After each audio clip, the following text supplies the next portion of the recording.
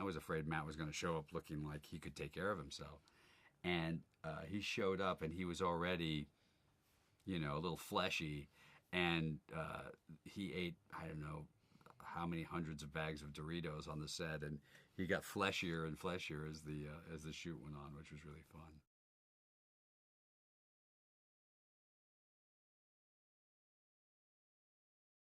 She's a good actress. And, I've known her for, I don't know, 25 years or something. And have always been around her. And we've always circled in a lot of the same circles, and we've seen each other at a lot of events. And I was a executive producer on Far From Heaven, and knew we were there.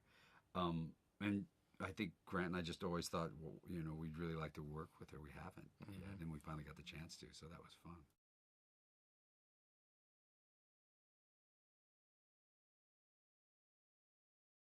We actually talked to her later because we knew it was going to take longer to shoot, and we said, if you don't want to do it, if you feel like it's gimmicky, then we'll just hire another actor for it. She's like, hell no. She actually played a twin on a soap opera, so she'd done it before.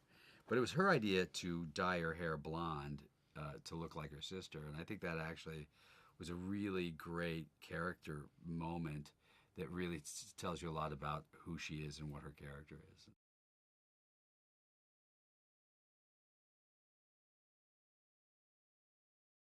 You just don't take your eye off him. Yeah.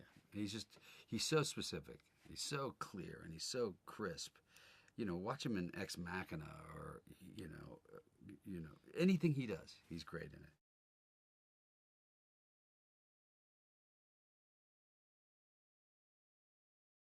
He just comes in, wipes the floor with everybody, and leaves. It sort of in an unceremonious way.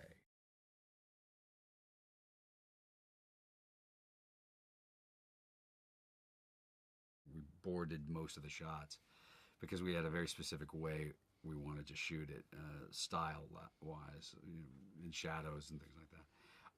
And so for us, it was the biggest part was the one set piece, which is the house itself, because so many things happen there, and designing that so that we're able to shoot through the stairs and shoot between chimney and wall, and creating a time piece, a piece of a home that was of the right time, and yet you're able to spend two-thirds, half of the movie in this one location.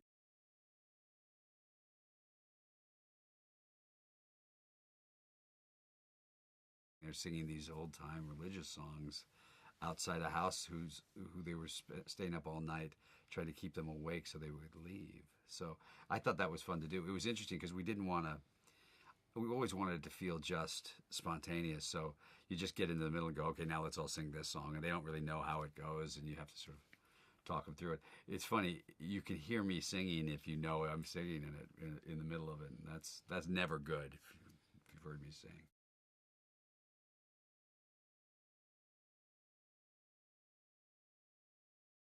We realized that that the humor has to come from the nervousness of it, and from the violence, and from the stupidity of it, but not from the jokey bits. Tone is everything in a movie like this. These are tricky.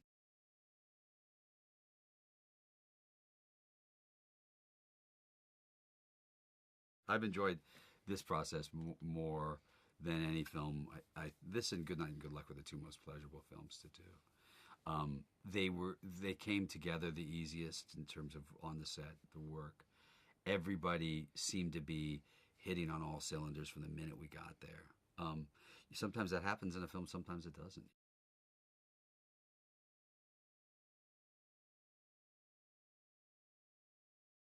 The only way you can do movies is you make them, and then you hope people enjoy them.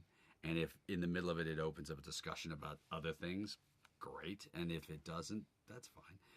Our job is to do films while they let us make films the way we want to make them, because at some point they won't. As you know, that's how the business works. So while they're letting us do it, we're going to continue to play in the sandbox and do the stuff we want to do. And then, when they take the toys away, we'll go do something else.